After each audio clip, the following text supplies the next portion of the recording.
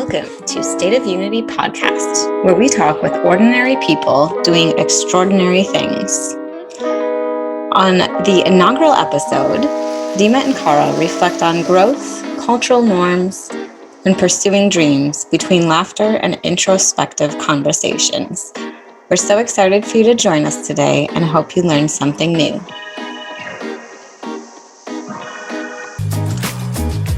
I've been debating having a middle name. Can you give yourself a middle name? Because I've literally been debating that. I don't know. That's a great question. Probably, because you can change your name legally. Yes. So I don't see why you couldn't give yourself a middle name. What would it be? I've been thinking a lot about Raven. Don't ask me why. And then I'll just go by the middle name and nobody would know my name is Dima until they meet my old friends.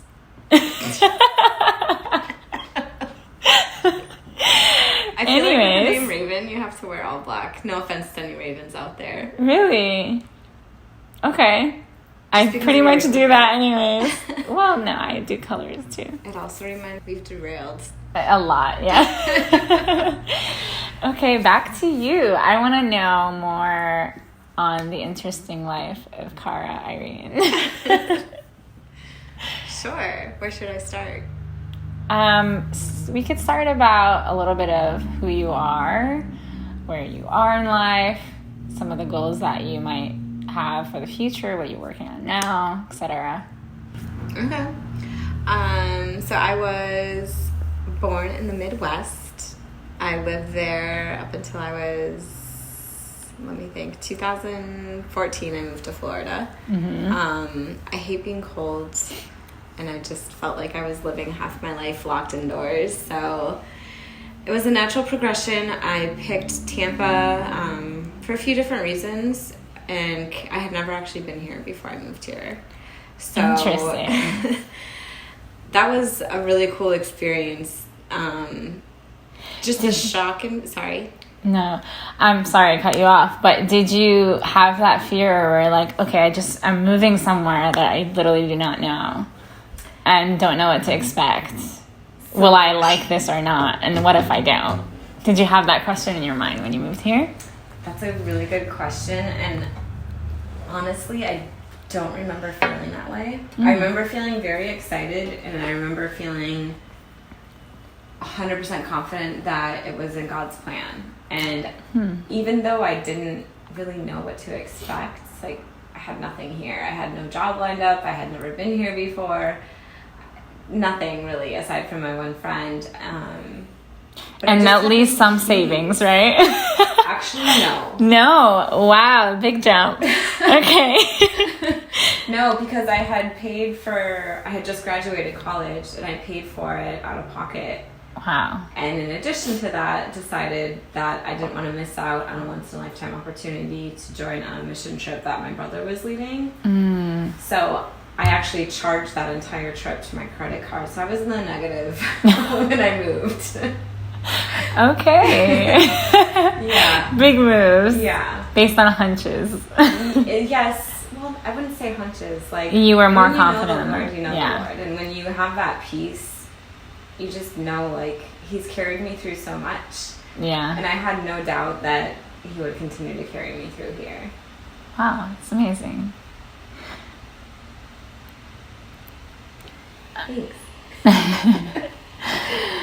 Okay, so what are you currently working on? I'm always working on lots of things.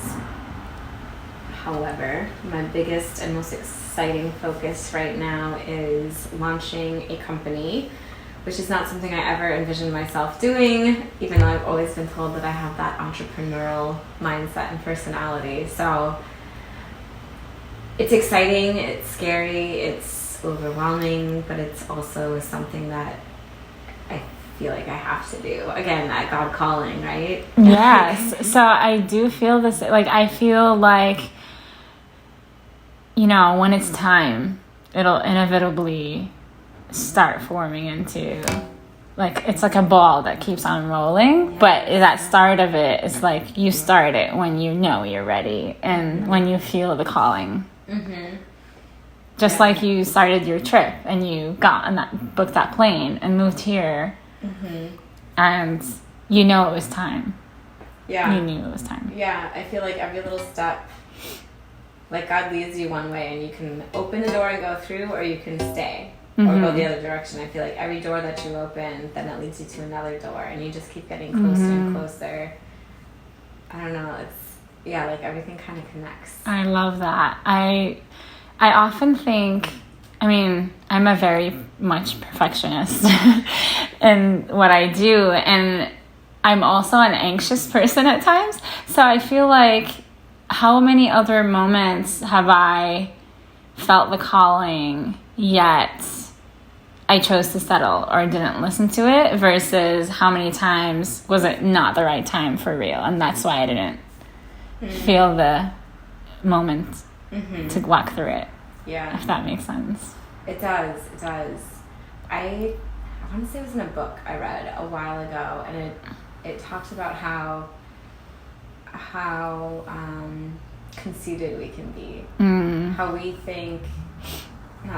it's true that I believe God gives us callings, but it should be our joy and our form of worship to step into that calling, right? Like, God doesn't need us to do anything. He can do anything on his own. He's blessing us by allowing us to be a part of his plan.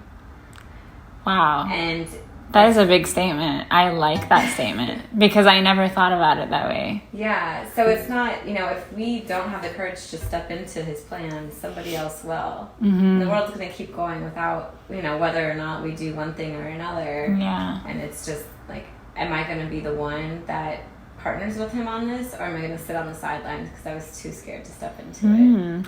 Wow, I like that.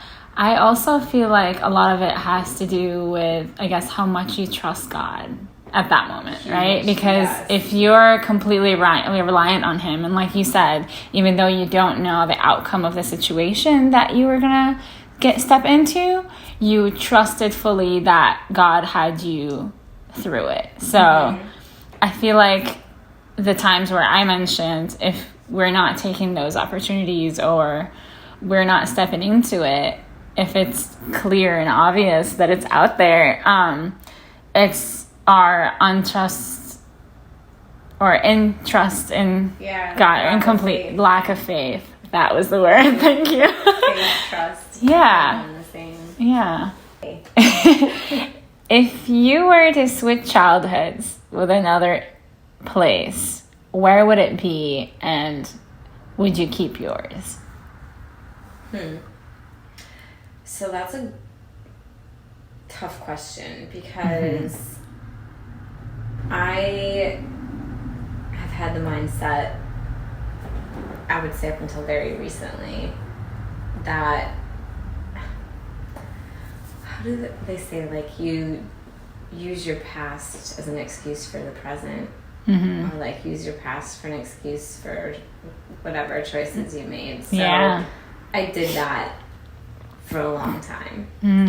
And I think the older that I get, I'm getting better at letting go of those bad memories and focusing on the good ones. Yeah. So stuff like our family camping trips. Every year we would do 1 or 2 weeks camping. Yeah. Somewhere, in the Midwest, or we'd do Colorado, South Dakota. Like, those are the best memories of my childhood. And then just the values that our parents instilled in us, and having a garden in the yard that we would pick fresh vegetables out of for dinner, and playing in the snow and going sledding, all that kind of stuff is just really cool stuff that I got to do as a kid. And I've been trying to focus more on that more, and so I think, part of me still feels like, being in such a rural area, I missed out on a lot of, I could have maybe played a different sport or gotten involved more in the arts or something, or not felt so cut off from the world. Like, I didn't fit in with where I was. But at the end of the day, it turned out okay. So, I don't know. I think it's one of those things that goes back to the grass is always greener on the other side. And I don't know. I guess at the end of the day, I'm happy with my life now and where I am. Mm-hmm. So I want to say no. I don't think I would change it. That is wonderful. I truly hear you when you said, you know, using the past as an excuse and versus just remembering the good things that came out of it and how it shaped you in the good ways. I feel like it's kind of parallel. I think I've listened or read this somewhere about the victim versus victor mentality. Have you heard about that? Tell me. It's sort of victim mentality versus victor mentality. Victor, okay. Yeah, so victim mentality is, looking at the things that you're deficient in due to this, and that's why you can't complete a certain task or seeing. And then victor mentality is basically shutting those thoughts out and focusing on the success that you've had or the persistence or the pursuing like of that thing that you're doing instead of relying on the past for excuses, basically. Love that. Which I found myself doing that as well in my past, because like you, I work like, especially for me, like high school, because I mean, I grew up watching American movies, American TV in a place where most of the people didn't speak English or didn't relate to the lifestyle that I was watching on TV. So I felt like I was living in a completely different world within the world that I was living. You know, I could not relate either. But even like you said, when I came and I went to high school in the past, I also didn't have time to do sports or anything. I had a job after high school and I couldn't relate to much of it. But a lot of it shaped who I am. Like, my work ethic is a lot better than people my age because I started way earlier. Or my language is super good because I watched those movies when I was a kid. And yes, there was negative aspects, but they were far greater positive aspects that came about. Yeah, I think that's one of the blessings of growing out of that awkward and angry adolescence. Is that you learn to, like, you see what was really important and what you can really value in life. I feel like my brain was so dramatic at that point. Like, every moment was do or die, which now life is just so much simpler, I feel like, in those aspects. I don't know. That helps me understand you better because I feel like you can still be a little dramatic. I could still be that, huh?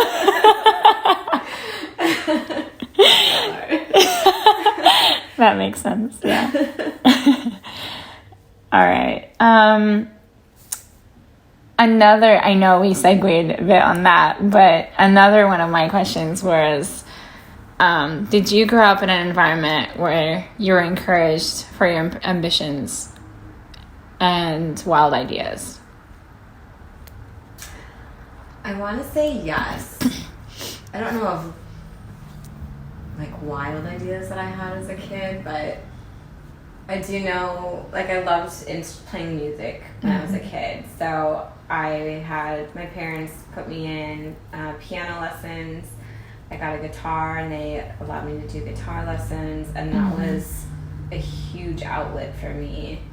I was really artsy when I was younger. I'm trying to think of like something wild, but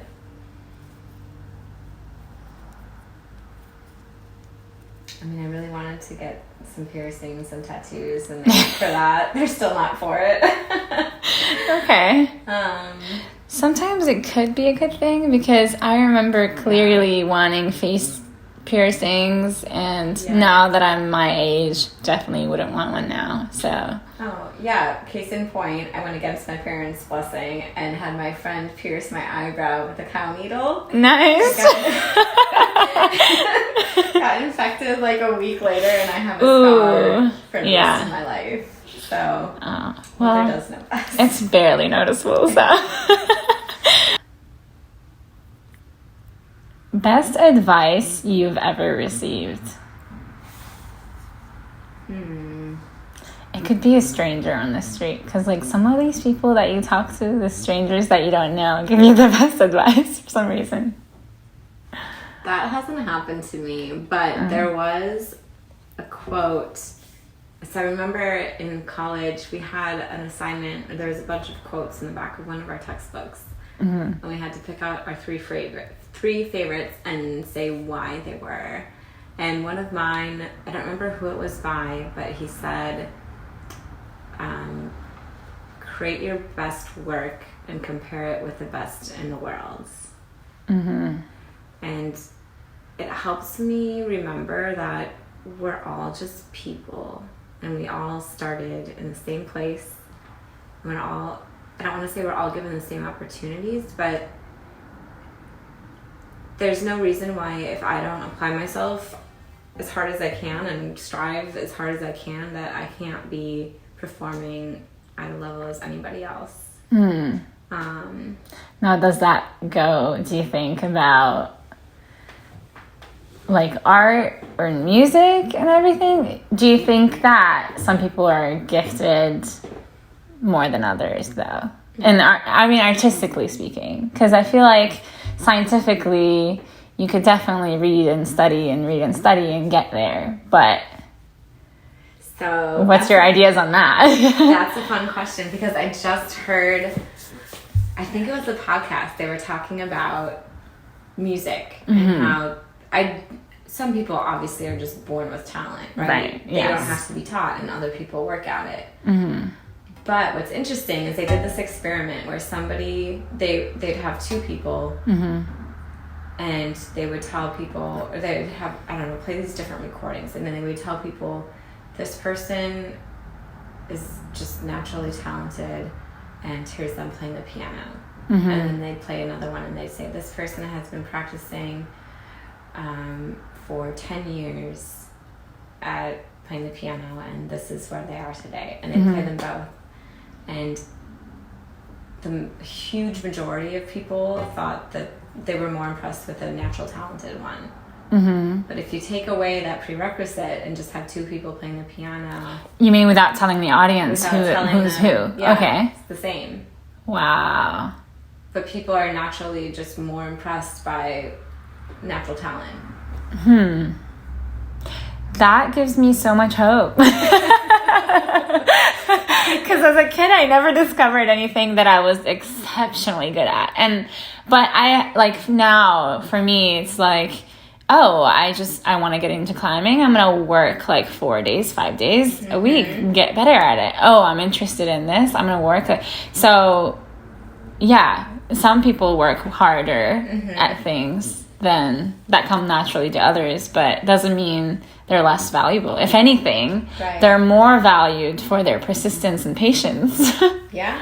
I feel that, yeah. I don't disagree with that. And I think it goes back to, you could do a whole topic and conversation on growth mindset versus set mindset, but that's basically what it is. Yeah.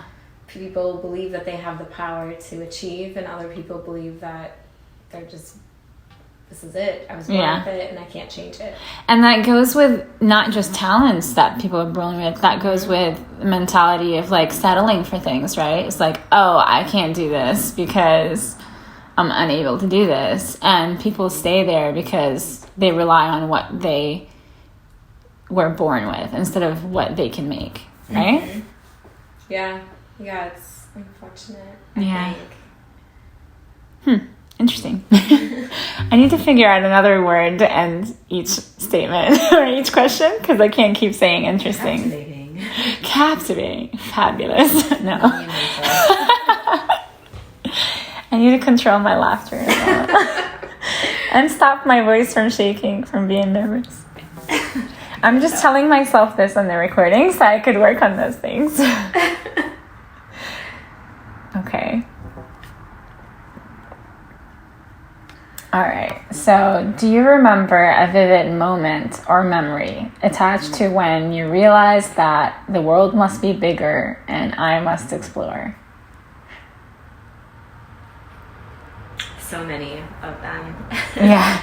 So many. I think just going back to how I was saying earlier, I grew up in a place where I didn't feel like I fit in, and there were so many instances where I just remember thinking, this can't be all there is. Like, this can't be all the music genres that are out there. This can't be all. It just couldn't be everything because I didn't fit anywhere. So I knew there had to be more. I knew I wasn't that odd. And I think just that, knowing, like, I don't feel comfortable here and I know there's somewhere for me, gave me that push. Like, I need to find my home.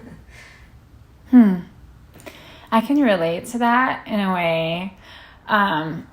So I grew up in, I wouldn't say it's like a closed-minded culture, because I mean, before me, my mom's, when my mom was little and her grandmother or something, they all had like a lot of freedom, and it wasn't the way it was when I was growing up. But I just have that particular moment. I feel like, I think I was climbing on the swing to climb the building to get to the roof in Iraq. And I remember my cousin, who was a girl, was telling me, like, oh, you shouldn't do that. You're a girl, and, like, we're not supposed to do that. Or, you know, or climbing a tree, or riding a bike. Not riding a bike in particular. I don't know if I'm exaggerating on that part. Or maybe I'm misremembering, but I know for sure, like, that moment when I climbed on you know those swings that they have in the porch, which are like sofas? So I climbed on that, climbed on the ledge of the window, and like trying to climb more, basically on the side of it.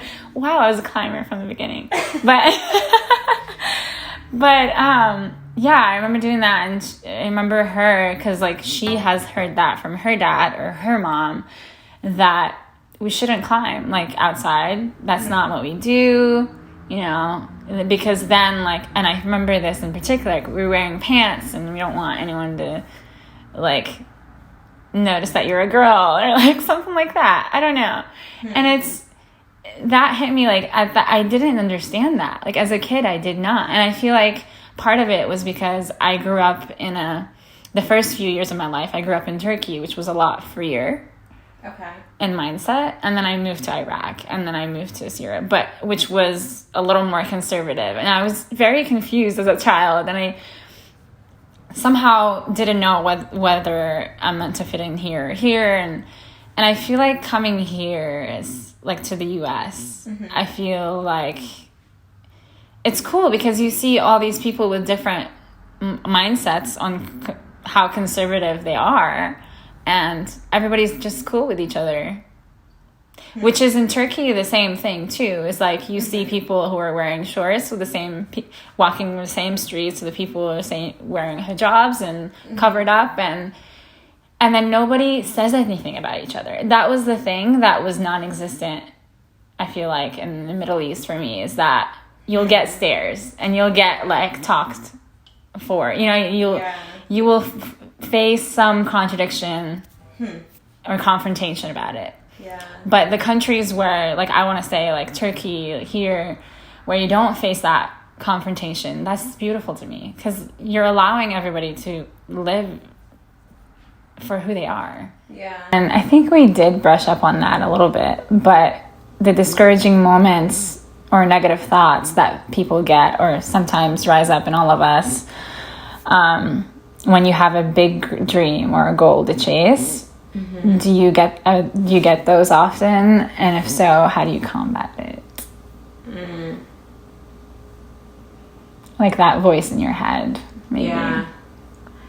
So it's different depending on the situation. So for example, when I was moving here from up north, or even when I just moved across the state, I remember I just got to the point where I stopped telling people. I just stopped talking about it because I could not believe how many people, the responses that they would say, things I would never think to say to somebody, like, oh, that's not going to work out, or, oh, you'll be back in no time, or, oh, why would you do that?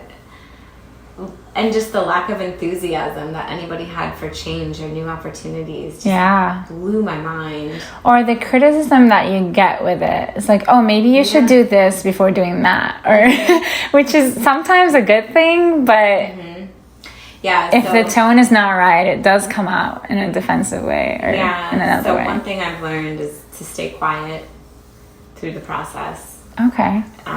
It helps. I think it helps you hear what's really being said, and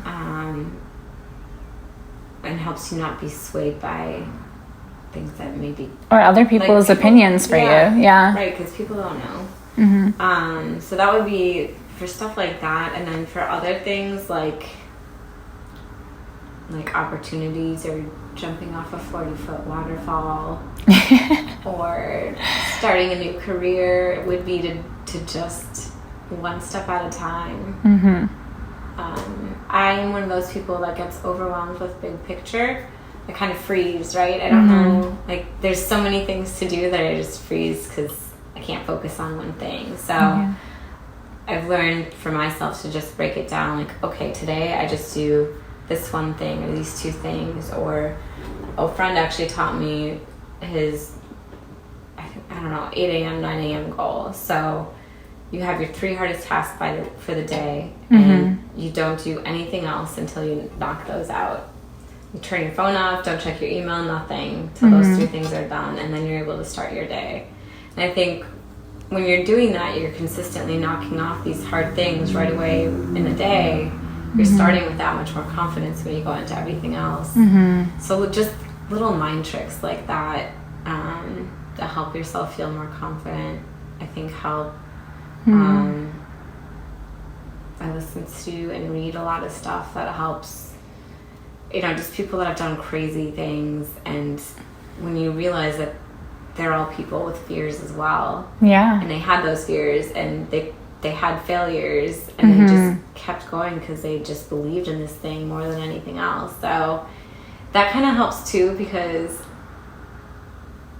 I'm not perfect, right? I make mistakes in everything that I do. So hearing them say those things helps me remember that I will have mistakes, and it will be hard, and there probably will be people who don't believe in me, but... And I feel like, going back to social media on that, we've been accustomed to seeing all the perfect endings, right? Yeah. Like the perfect adventure that somebody completed, the perfect race, the perfect climb, the perfect surf, or the perfect travel, and like all the highlights that we see, and nobody talked about like the discouraging or the fear or the mistakes or how many times they've tried. Or now people are getting more aware to share the process along the way, but before, I feel like for the last few years we've just been seeing the ending. Yeah, that's a really good and point. Now people are starting to share the journey too. So yeah, I agree with that, because a lot of times the times that I don't start something is because I'm scared of like failing at it or not knowing where to start or whatever. But now I'm just like, who cares? People can see me fail. Okay, I will fail. Okay, I will lose that money. Okay, I will do something not, and I will buy like 5 different shoes before I find the right one, which is not always a good thing, but like, it's just taking the step anyways, knowing that it's not going to be perfect every time. And also with that is the fear of success. Ooh, that's a big topic. That's something that I've identified with is, you reach this place, for example, you start a company, it becomes really successful, and you're responsible for everything. Like, any mistake that's made, you're responsible. It's a lot.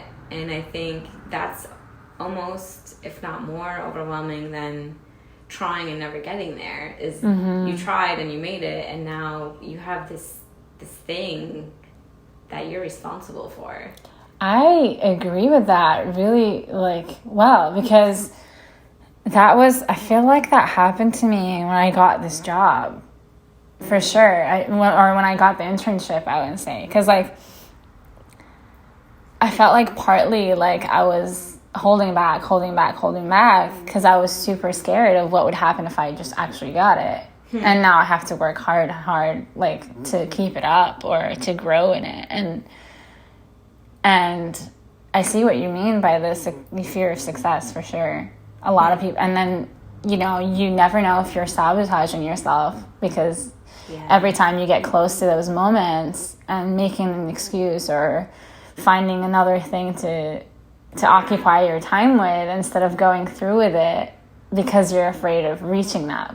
Yeah. That is a very interesting thought. Yeah. Human psychology is fascinating, especially like the glass ceilings that we set for ourselves. Yeah, but I mean, the more we're aware of it or the more we talk about it with others and ourselves, the more you start recognizing it. And the next time you try to make a decision, if you're that close, you're like, oh, wait, is this going to be because I'm scared of succeeding on this thing? Or is it really not convenient, you know? Yeah. And then you could just have that moment with yourself and then, I guess, obviously pray about it and proceed. Mm-hmm. Yeah. That's another thing for me that I've been relying on. It helps me with my anxiety, like, a lot. I feel like the more I pray about stuff and then before making a decision, I have that confidence now that, okay, well, if I've prayed about it and I know that God loves me, then God will not let me make the wrong decision. So whatever decision I make now, even if it turns out bad, then it's an experience that God has chosen for me to experience. So it's kind of like the inevitability of things. Like even the failure is part of God's plan for us, you know? Yeah, so I've been really curious lately about discipline. Like it keeps coming up in scripture and devotionals that I'm doing is how God disciplines those that he loves. But I don't believe that God puts harm in our way. Yeah, so I agree. In my head, I'm like, okay, so if he doesn't put harm in our way, but he disciplines us, what does that look like? Yeah. And what you just said could maybe correlate with that in that you're praying about whatever you're doing and you're making decisions to the best of your ability. Right. But if I'm really confident in my faith or my relationship with God, then that should mean I'm not going to make the bad decision or a not good decision. I don't want to say not. I will make a bad decision at some point, but maybe in that decision then his protection covers you. Right. And then whatever outcomes from that would be is a greater benefit to me than harm. More of a discipline than something crazy and disastrous happening. Yeah. I don't know. Interesting. Yeah, that gives me a little more, I don't know, peace of mind to think of it like that. Was there an experience that helped build your confidence and help you get out of your comfort zone? Out of my comfort zone for sure would be, that trip that I took, that I told you that I charged and went in debt over. So we went to Southeast Asia. We did Laos, Thailand, and Cambodia. And at that point in my life, I had been regularly attending church and I considered myself to be like a Christian and living the Christian life. But if I'm looking back now, I was still kind of one foot in, one foot out. And on that trip, it was with a lot of people who were living the holy life, for lack of a better way to say it. And so I don't know if it comes from not growing up in the church or coming around to believe later on in life, but I never felt like I could connect to people like that. And so that's a big one. I had the same feeling, but keep going. I felt out of my comfort zone just being with people that I didn't feel like shared my same experiences. I just felt, like this girl on the side that didn't fit in with everybody else. I was also a little bit older than everyone because I was just going as a result of my brother leaving it when everyone else was. It wasn't through school, I don't know, but anyway, so there was that. And then just being in these foreign countries, that was the first time that I had gone places like that and not been in charge. So I'm trusting my brother to lead everything with myself and like 7 other people who I didn't know in another country. So you're saying it was hard for you to give the control? Yeah. The control and just the connect as well.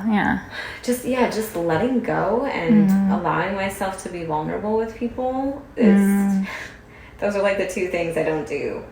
I know. I've kind of noticed that about me. I feel like it took a while for me to get your trust. Enough to open up. And you still have your boundaries, which is not a bad thing. I'm learning to do the same. Interesting.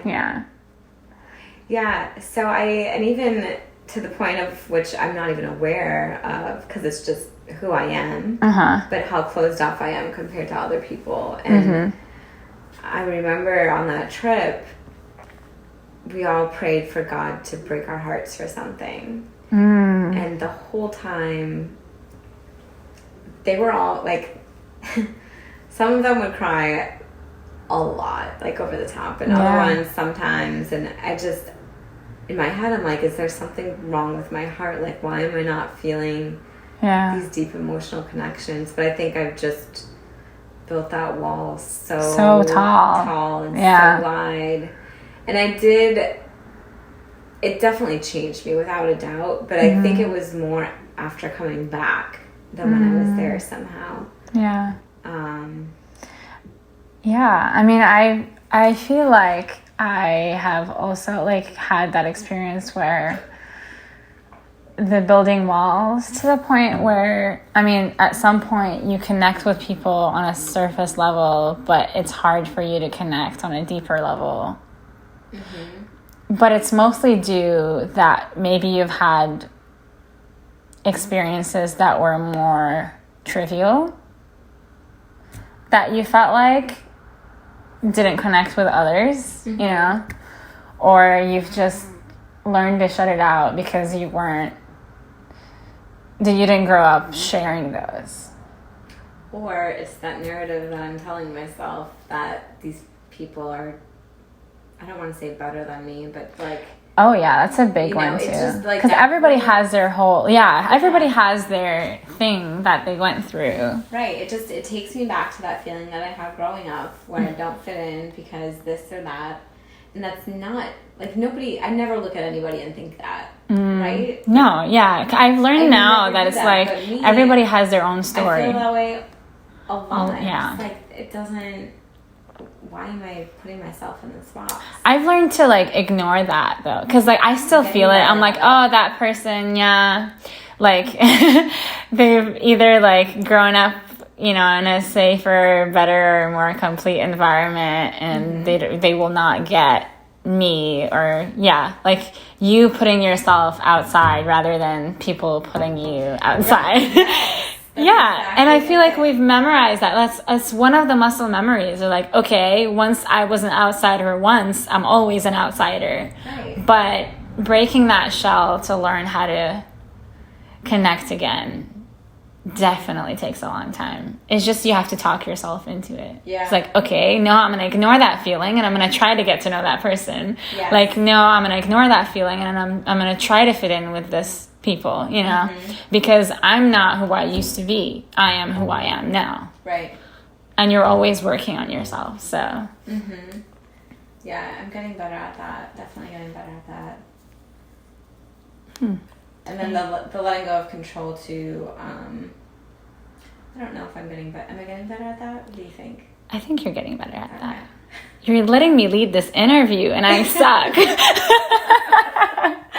I'm correcting that. Don't suck. This is just the first time I'm doing it. So, I have noticed with people, like, I don't know.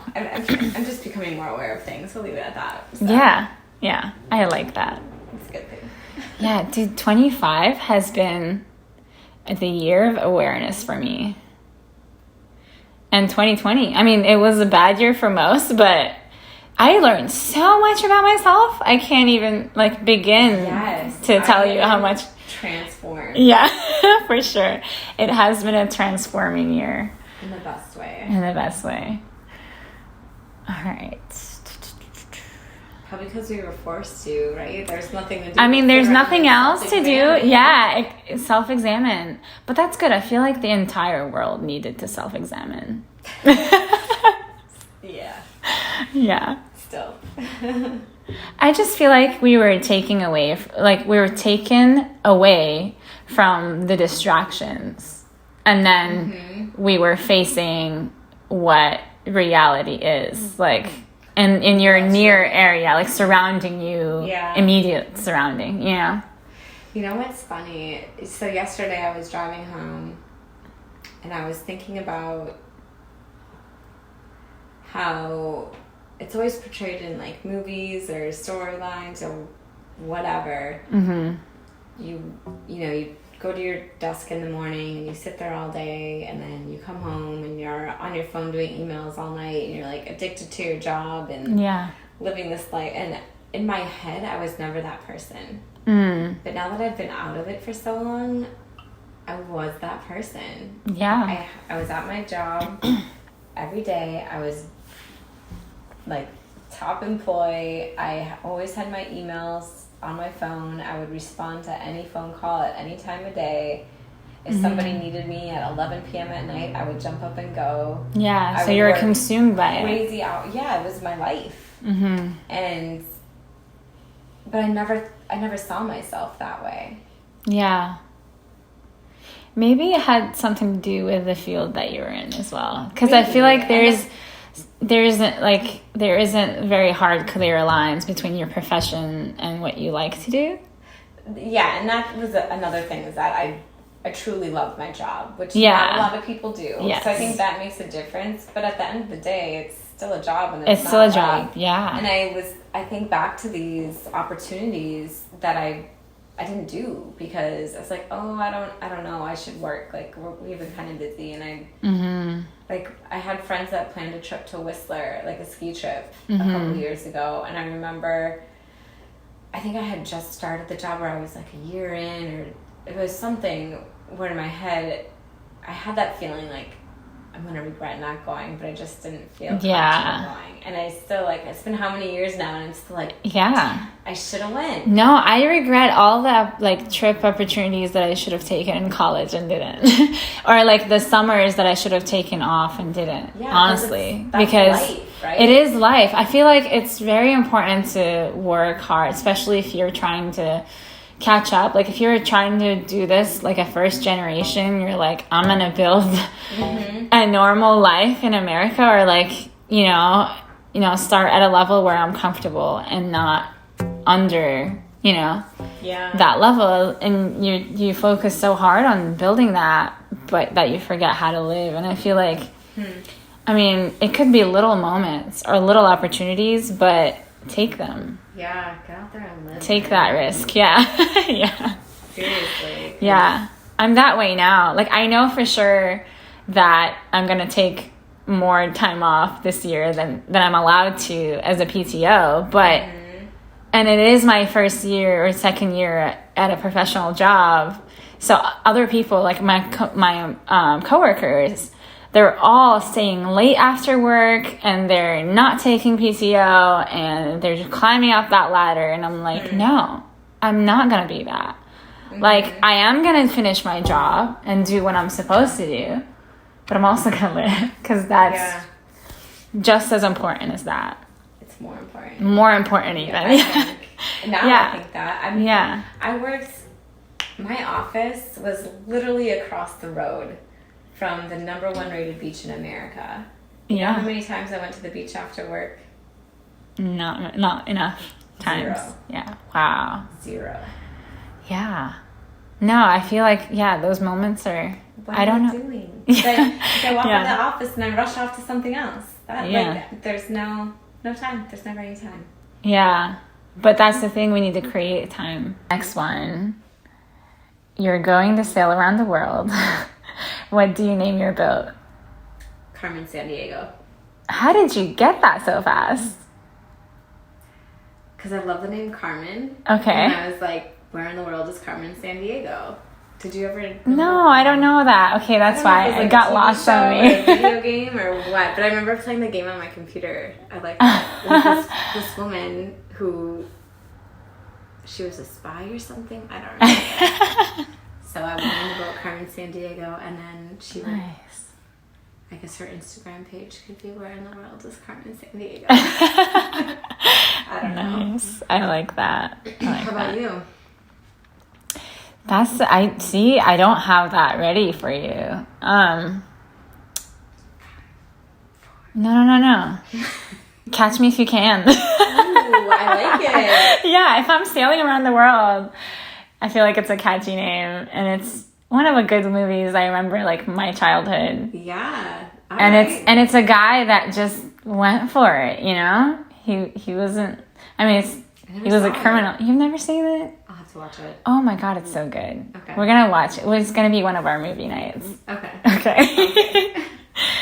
Cool. Okay, well, that concludes my interview today. Thank you so much for coming on the podcast. Thanks for having me. This was a lot of fun. A lot of fun. A lot of giggling. So much giggling. It's a common theme between us, so love it. Thanks so much for listening. Hopefully you enjoyed and thought of one or two people that would enjoy listening as well. Be sure to share and follow so you don't miss any of our upcoming episodes.